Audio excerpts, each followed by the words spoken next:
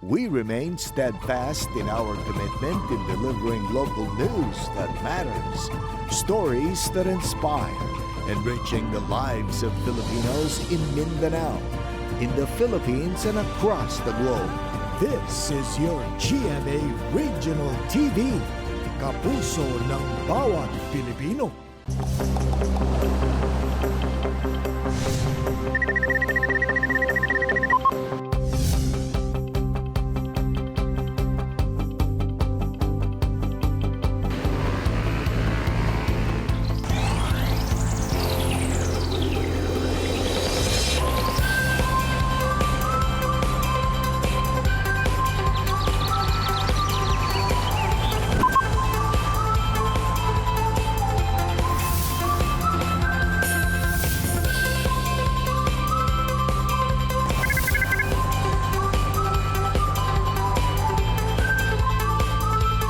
Kini ang At Home with GMA Regional TV. Happy Monday morning mga kapuso!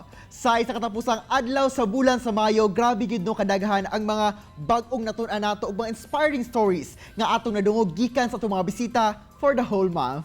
Tama ka na, Jill. Ubay-ubay na sab nga mga personalidad ang atong nakahinabi nga mas nagpasabot sa ato sa nagkadaiyang topics nga for sure nakarelate gayod ang atong mga kapuso sa tibuok Mindanao. Busa, padayon gyapon mi nga magdala og inspirasyon alang kaninyo mga kapusong Mindanawan. Having said that, karong buntaga mga kapuso, sayron ta ang istorya sa usa ka Mindanawan tour guide sa Surigao del Norte, si Agustin Mecate Jr. Well, samtang sa isa mga mahiligon og vegetable salad, let's try nga mag-harvest og lettuce o himuong garden salad nga fresh from the agritourism farm sa barangay nato sa Lumay, Marilog District, Dinhilang, sa Davao City. Og sa besto, makachikahan ni Atty. Resi Rizada, si kapusong Lian Valentin. Apan una ka na mga kapuso, nasayod ba mo nga gawa sa ginatawag ang Mindanao isip the land of promise, gila sab kini isip food basket of the Philippines?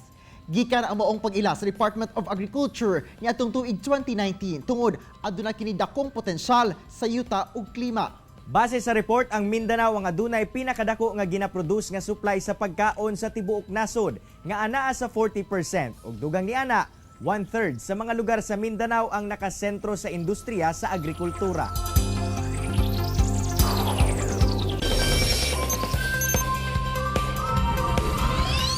Mga kapuso, sanglit ubay-ubay na gayod ang mga lugar nga atong nasuroy diri sa Mindanao. Karon, biyaheng Surigao del Norte na sabta, apan dili atraksyon ang atong hisgutan, kundili ang kinabuhi sa usa sa mga banggiitang tour guide sa lugar.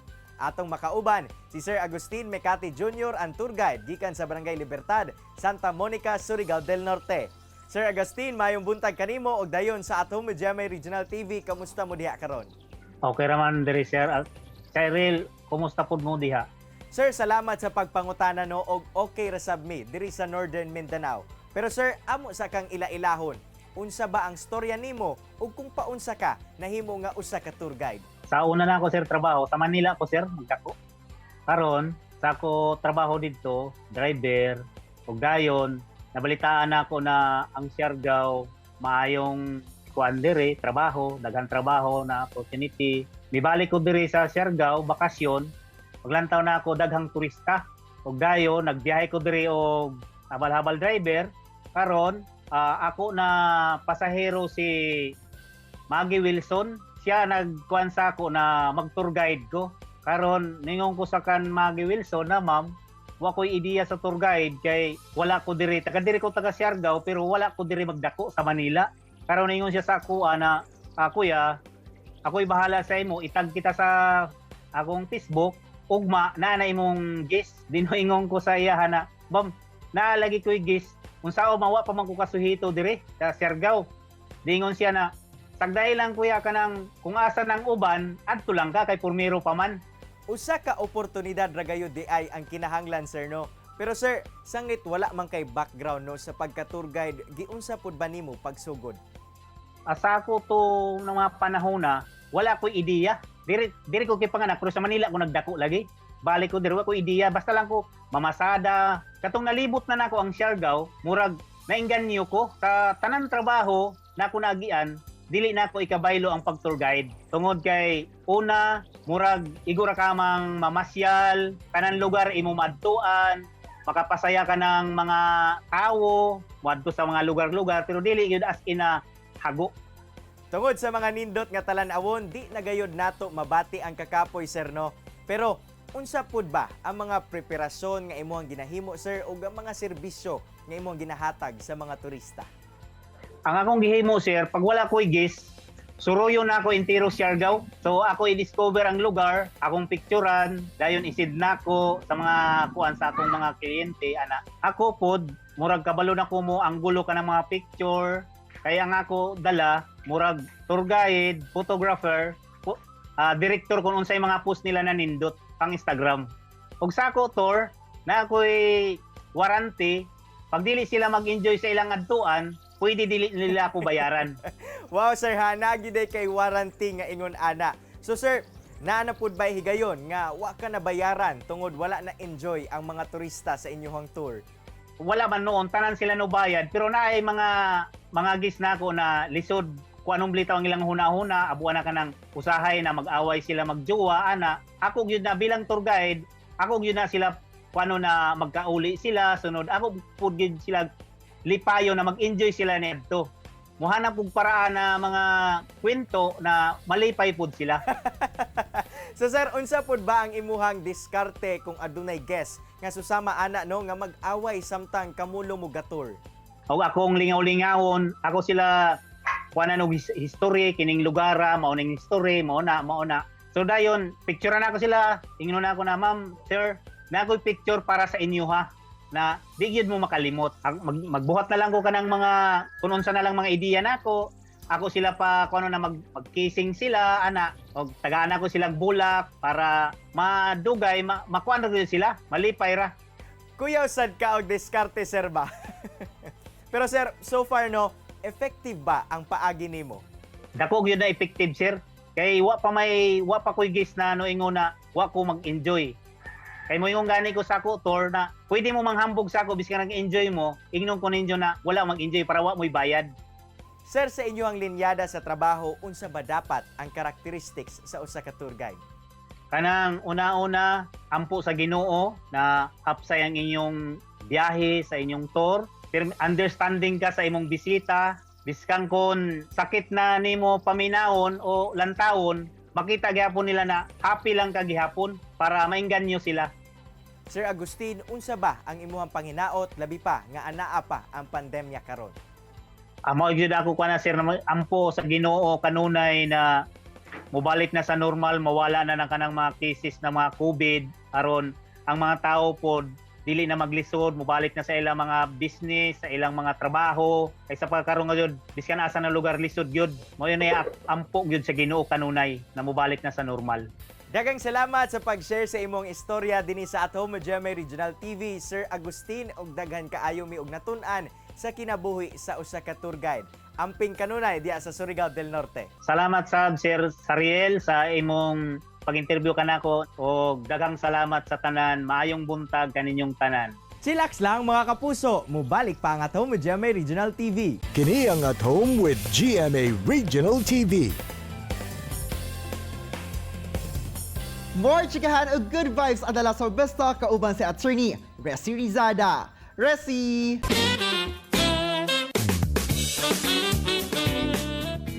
Daghang salamat, Angel. May buntag mga kapuso, welcome to Vista. Kani buntag ato ang makauban si Jo sa GMA drama series na Ang Balawang Ikaw. Walay pa ako si kapuso artist, Lian Valentin. May buntag Lian, welcome back dito sa At Home with GMA Regional TV. Kumusta ang gising mo ngayong umaga? Ayan, hello po sa inyong lahat, sa mga kapuso nating nanonood ngayon sa At Home with GMA Regional TV. Good morning po sa inyong lahat. You look so gorgeous as ever. Thank you for gracing us on the show ngayong umaga. We're curious lang, Lian. Ano ba yung nagiging morning routine mo? Okay, so syempre po sa morning routine ko, hindi mawawala ang coffee. Kailangan natin ng coffee sa ating system. But syempre yun, tapos syempre breakfast with the family. And then I always do morning devotions. Magsusulat lang ako ng mga na-feel ko and like to remind myself lang din na ito yung araw ko ngayon. Like, I need to be motivated, I need to be encouraged para magawa ko yung mga kailangan kong gawin. And yun nga, nagja-journal lang din ako. So yun yung morning routine ko. Oh, that's so nice. When you do journals pa, parang how does it make you feel? It makes me feel like confident and free. Kasi pagdating sa mga journal ko, sinusulat ko lang din kasi yung mga experiences ko and parang what I feel right now. So para pag binabalikan ko, ito pala yung mga nangyari sa akin before, ito pala yung mga na-feel ko before. Ibig sabihin, doon ko makikita kung may growth ba ako pagdating sa sarili ko. Kasi for me, growing or like growth personally, sa buhay mo, syempre, is really important for you to be successful din. That's so nice. And apart from making your journals and making your reflections, what else pa ba ang nagsaspark ng joy sa buhay mo ngayon? So, right now kasi, nagsa-school ako. So, yun din yung isa sa mga priority ko sa life ko ngayon, yung school ko. So, I'm currently a first-year college student. And yung course ko is Business Administration, major in Human Resource Management.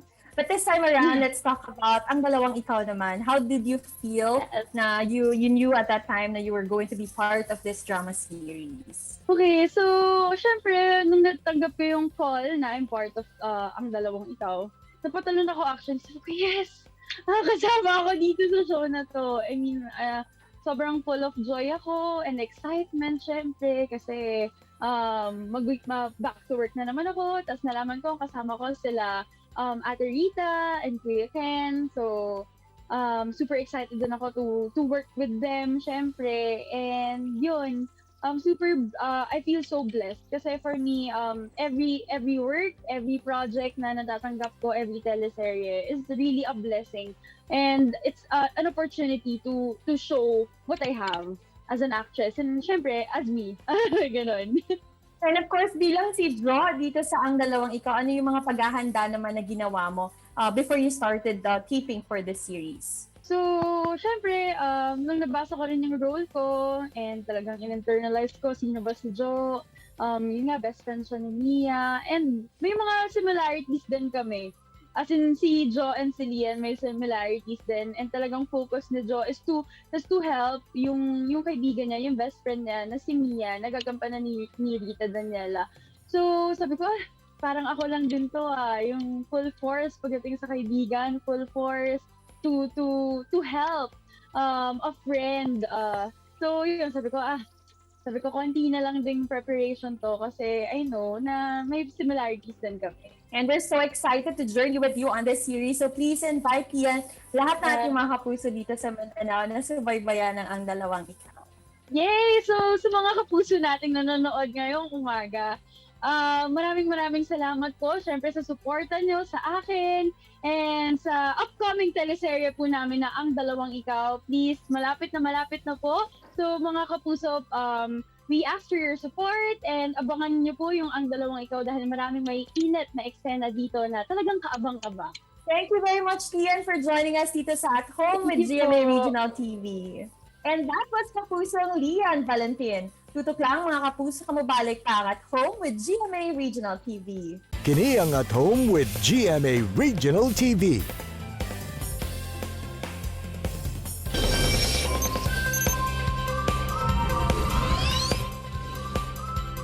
Summer fun never stops mga kapuso. Tungod kay magpadayon ang atong adventure sa usa sa pinakaginadayo nga lugar sa syudad sa Davao, ang Marilog District.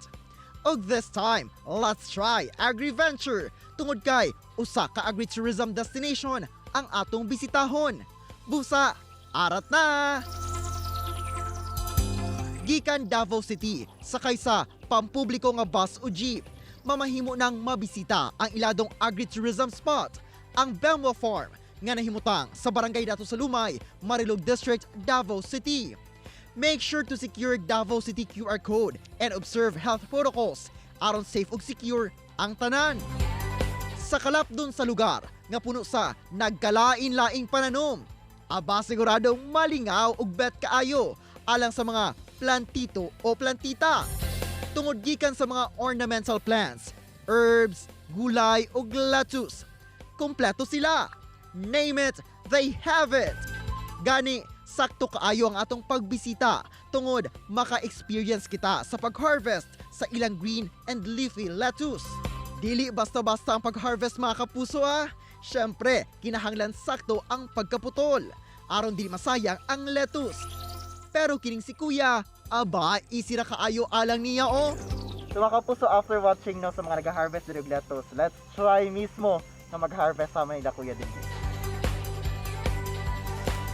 So mga kapuso, no, after 45 days, human kini matanom, no, pwede na ako na ma-harvest ang mga lettuce. So sama sa itong ginabuhat karon. Human nga ma-harvest ang mga lettuce, ibutan kini sa crate o dalon kini sa ginatawag nga packing area alang sa paglimpyo og sorting og ready na ibenta ang mga lettuce na harvest. Apan mga kapuso, nasayod ba mo nga gawa sa pagpananom og lettuce sa ground? Nahimo nilang makatanom niini sa tubig? Usa sa ilang gi-practice dinhi sa ilang farm ang sistema kung asa mamahimong magtanom og gulay samtang nagabuhi og isda. Usa kini ka kombinasyon di na ang waste sa isda ang magbuhi sa tanom. Ginatawag kining aquaponics.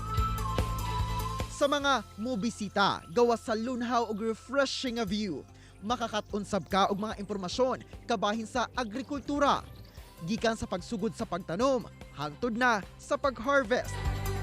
Aduna sab chance nga magpakaon sa mga isda, sama sa koy o tilapia, ug samtang mag-tour, mamahimo sab musakay sa ilahang kabayo nga si Gardo.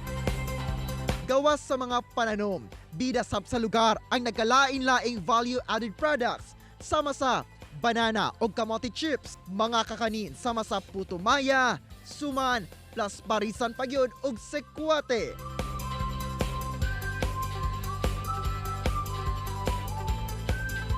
Ug syempre mga kapuso, dili sab nato palampason nga tilawan ang ilahang bida nga produkto sa farm, ang lettuce garden salad.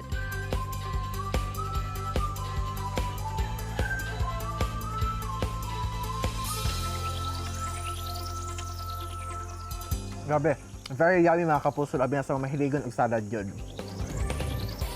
Very crunchy ug very fresh yun ang ilahang lettuce.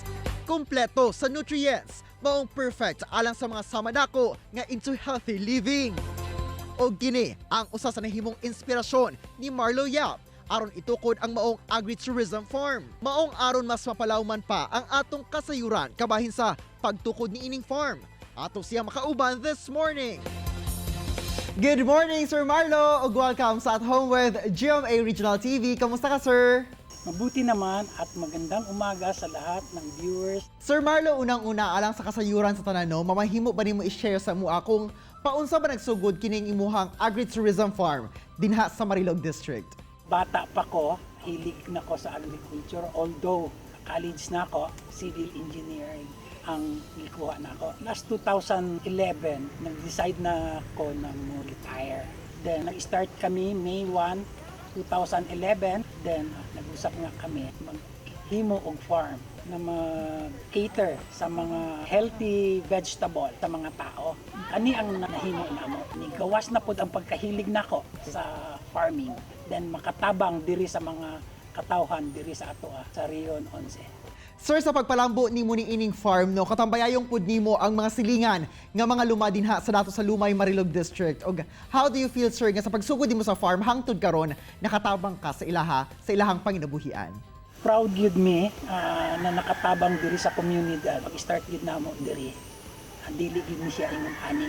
Pati ang kinabuhi sa mga kaigsuuna naton mga IPs. Pero karon proud yun ko na nakatabang sa ilaha. Then nakita na ako, dili man talaga grabe ang pag-elevate sa kinabuhi nila.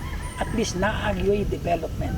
Wow, great to know that, Sir Marlo, no? Og usapod sa una siren, sir, nga panahon di ay sa pandemya, naghatag pud mo og kining libreng gulay para sa mga frontliners. Pwede ba nimo i-share sa mga, sir, kung paunsa kini nagsugod nga somewhat murag advocacy pud ninyo? Actually, nag-start last year, March. Naglisod yun mi. Pero tungod kay luoy sa mga farmer nato, wala yun mi nagundang. Although pag ECQ, wala yun namalit. Pero ang ginahimo na lang namo para makatabang sad sa mga frontliner, checkpoint, sa mga nurses, kaysa maguba ang among mga tanom. lipay pud mi kay at least healthy foods ang gihatag namo makabusad sa immune system nila. Wow, we thank you sa imong tabang Sir Marlon no, sa atong mga frontliners ug unta no magpadayon na imong paghataw og inspirasyon sa mga farmers ingon man pagpadayon pod sa pagpalambo sa natad sa agrikultura labi na diha sa Marilog District. Thank you sir, gamping always. Salamat sa kang Arjin o sa mga viewers nato. Sa enjoy sa di no ang farm life nga layo kaayo sa busy city streets kung asa makarelax ug makakaon pa jud ka og mga pagkaong fresh from the farm sama sa akong experience ug yadtuan sa Marilog District dinhi lang sa syudad sa Davao. Samtang Jill sa kadagang trabaho nga naagian ni Agustin Mecate Jr. sa pagka-tour guide ragayod kuno siya na in love. Gani tungod kuno sa maong trabaho, nagkadaiyang lugar na sa Siargao ang iyang naadtuan og mga tawo nga nakaila. Samtang say atong atangan ang karakter ni kapusong Lian Valentin isip Jo sa upcoming GMA advocacy nga ang Dalawang Ikaw. Mga kapuso, unta na inspired nga kakaton kamo sa gi-share sa itong mga bisita karong buntaga. Sama na lang sa panultihon ni Richard Rogers nga nothing is as important as passion. No matter what you want to do with your life, be passionate.